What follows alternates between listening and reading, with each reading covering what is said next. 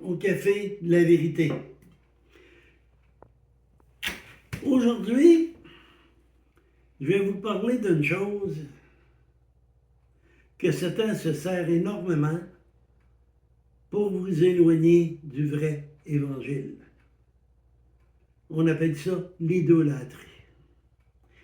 L'idolâtrie n'est pas nouveau. Il y en a beaucoup dans l'Ancien Testament, on a encore aujourd'hui et on en a de plus en plus.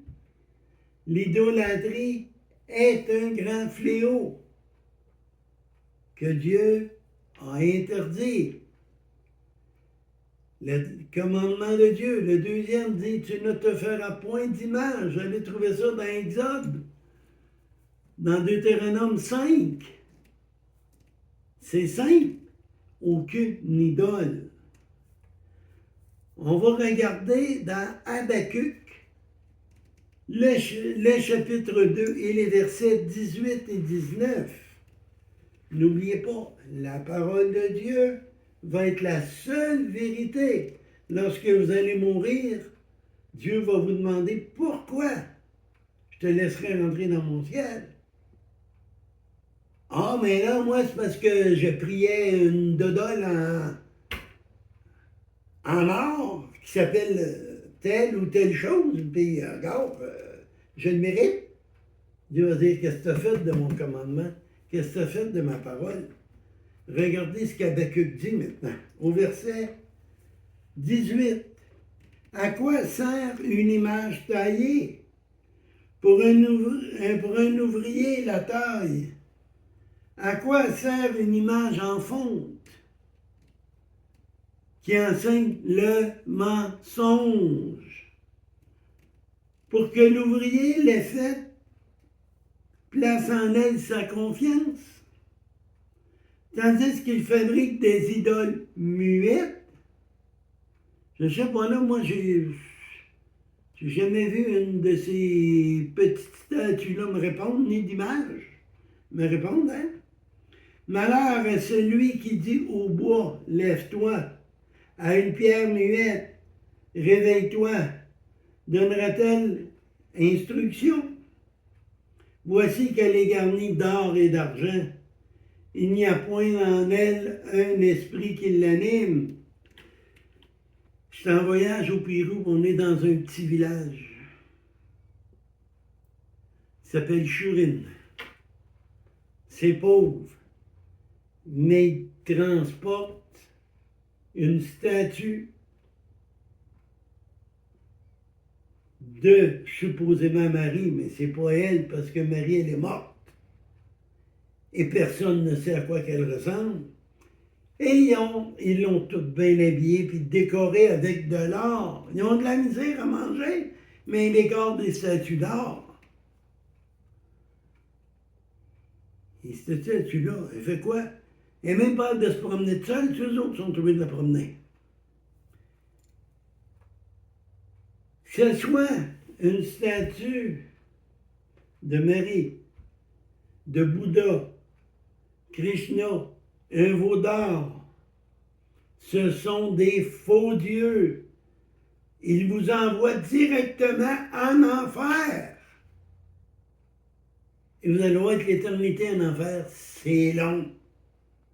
C'est même très long et très douloureux. Dieu est un Dieu qui veut que l'adoration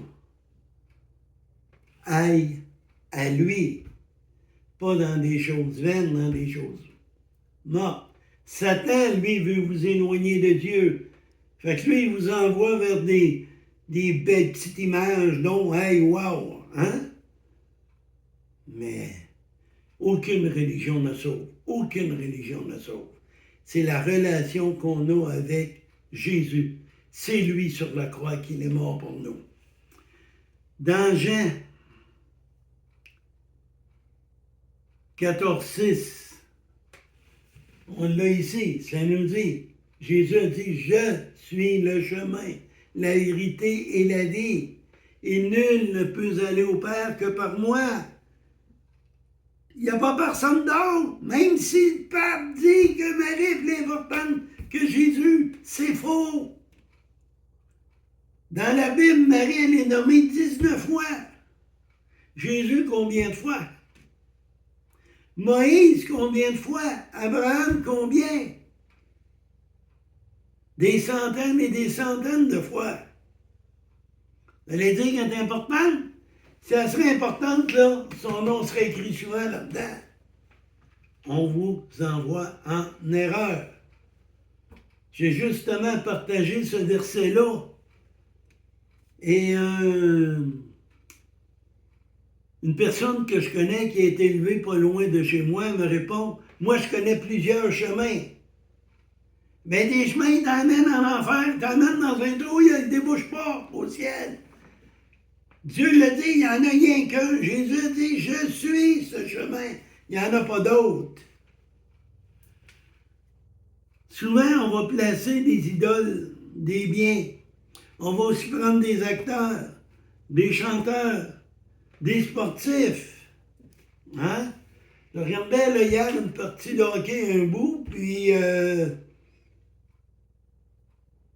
Edmonton, là, il y a un certain joueur qui est en train de devenir un dieu, là, le dieu du hockey. Là. Parce que il y a des bonnes séries. Là. On fait de lui un dieu au lieu de se tourner vers Dieu. Tout ce qui nous éloigne de Dieu est une idole. Si tu dis, moi, là, j'irai pas à telle réunion, ou j'irai pas ici, j'irai pas à ça, parce qu'aujourd'hui, il faut que je lave mon auto. Ton auto devient ton Dieu, ton idole. On va aller dans Jean 4,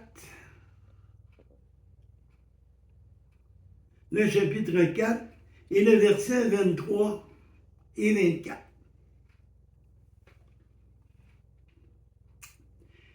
Mais l'heure vient, elle est déjà venue, où les vrais adorateurs adoreront le Père en esprit et en vérité, car ce sont là les adorateurs que le Père demande. Dieu est esprit. Il faut que ceux qui l'adorent en esprit et en vérité. En esprit. Pas en image. Pas en plâtre. Pas en sculpté en bois. Rien de ça. En vérité. Détournez-vous. On voit la Troisième Guerre mondiale qui se prépare. L'enlèvement de l'Église qui arrive. Et après, ça va être horrible. Guerre. Famine. Il y a un gouvernement mondial qui va tout faire pour réduire la population. D'ailleurs, c'est déjà commencé. On voit très bien que tout se place. Il reste très peu de temps pour être sauvés que par la foi.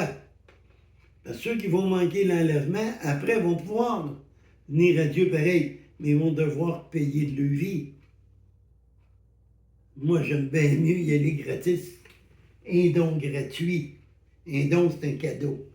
Vous n'avez juste qu'à le prendre. Reconnaissez que vous êtes pécheur. Acceptez Jésus, qui est le seul chemin, et que c'est lui qui est mort à la croix. Faites une prière.